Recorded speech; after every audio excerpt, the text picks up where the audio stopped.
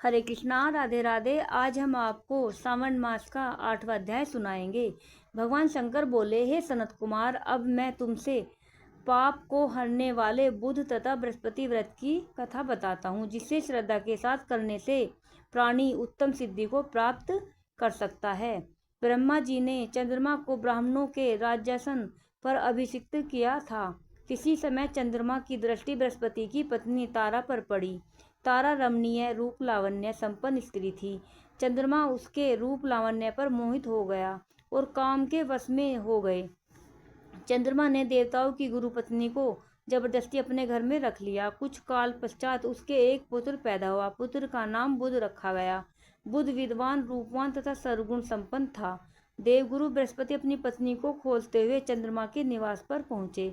वहां उन्होंने अपनी पत्नी तारा को देखा। बृहस्पति चंद्रमा से बोले, तुमने गुरु पत्नी के साथ गमन किया है, इस पाप से तुम कैसे बचोगे? इस महापाप की ओर तुम्हारी बुद्धि कैसे प्रवृत्त हो गई?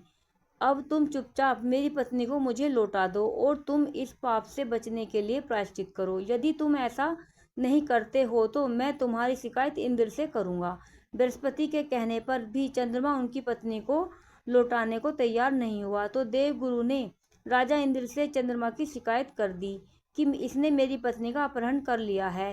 हे इंद्र, आप देवराज हैं, आप चंद्रमा से कहकर मेरी पत्नी मुझे वापस दिलवाएं। ऐसा न करने पर चंद्रमा ने जो पाप किया है वह आपको लगेगा, क्योंकि राज्य का पाप शास्त्र के अनुसार राजा को ही भोगना पड़ता है। देवराज इंद्र ने चंद्रमा को बुलाया और उसे आज्ञा दी कि तुम देवगुरु बृहस्पति की पत्नी तारा को लौटा दो।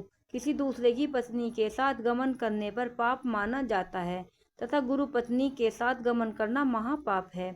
देवराज इंद्र का आदेश पाकर चंद्रमा गुरु पत्नी तारा को बृहस्पति को लौटाने को तैयार हो गया, परंतु तारा किससे उत्पन्न अपना पुत्र मैं वापस नहीं करूंगा। चंद्रमा की बात सुनकर देवताओं को संशय हो गया कि यह किसका पुत्र है। इस बात की पुष्टि तो तारा ही कर सकती है कि यह किसका पुत्र है। देवताओं ने तारा को बुलाकर पूछा कि हे कल्याणी, तुम सच सच बताओ कि यह पुत्र किसका है। लज्जा युक्त होकर तारा ने कहा कि यह बालक चंद्रमा का औरस तथा बृहस्पति का क्षेत्रज पुत्र है। अब जिसको ठीक समझे उसे इस बालक को सौंप दीजिए। तारा की बात सुनकर बालक बुध को चंद्रमा को सौंप दिया। इससे गुरु बृहस्पति खिन्न हो गए।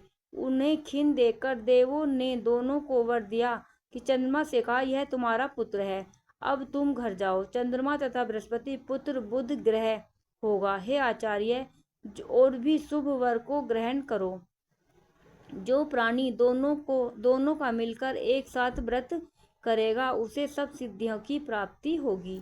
भगवान शिव के प्रिय मास सावन मास में जो लोग बुध और गुरुवार के दिन अर्चना करेंगे उनके खजाने भरे रहेंगे तथा उनका क्षय नहीं होगा। नैवेद्य, दही, भात से दोनों मूर्तियां रखनी चाहिए। जो दोनों मूर्तियों को झूले पर रखकर अर्चन करता है वह दीर्घायु तथा संपूर्ण गुणों से युक्त पुत्र प्राप्त करता है। पाकशाला में लिखकर अर्चना करने से पाक वृद्धि और देवागार में लिखकर अर्चना करने से देव की दया होती है। सोने के कमरे में लिखकर अर्चना करने से पत्नी का वियोग कभी नहीं होता।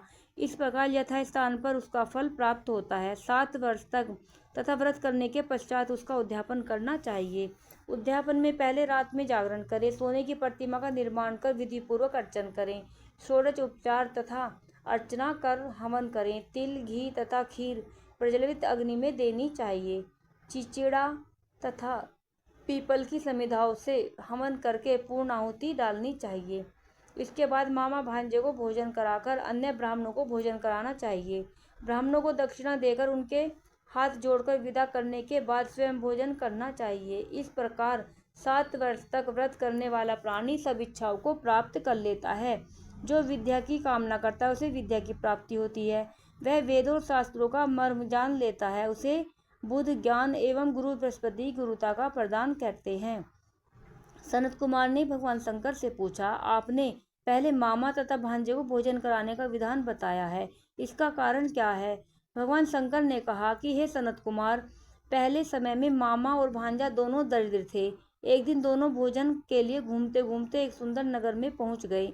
उन्होंने वहां बहुत प्रत्येक मकान में सावन के महीने में प्रत्येक वार का व्रत करते लोगों का देखा।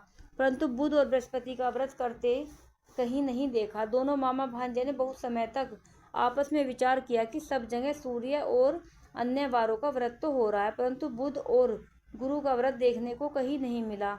अतः हम दोनों बुध और गुरु का व्रत करें तो अच्छा रहेगा, क्योंकि अभी तक किसी ने भी इन दोनों वारों का व्रत नहीं किया है। यह अनुचित व्रत है, इसे हम करेंगे। लेकिन विधि विधान न जानने के कारण दोनों संशय में पड़ गए। तब रात्रि में उन्हें विधि विधान का स्वप्न में पता चल गया। स्वप्न में ज्ञात विधि द्वारा दोनों ने इस व्रत को किया। व्रत करने से वे धन धान्य से संपन्न हो गए। 7 वर्ष तक दोनों मामा भांजे व्रत को करते रहे और वे पुत्र पौत्र धन संपदा आदि से संपन्न हो गए। पुत्र और गुरु बृहस्पति ने प्रत्यक्ष दर्शन देकर उन दोनों को वर दिया कि आप लोगों ने हमारे व्रत का सुविचार किया है। आज से जो भी इस व्रत को करेगा और मामा भांजे को पहले भोजन कराएगा, वह उत्तम सिद्धियों को प्राप्त करेगा। राधे राधे। बोलो उमापति शंकर भगवान की जय।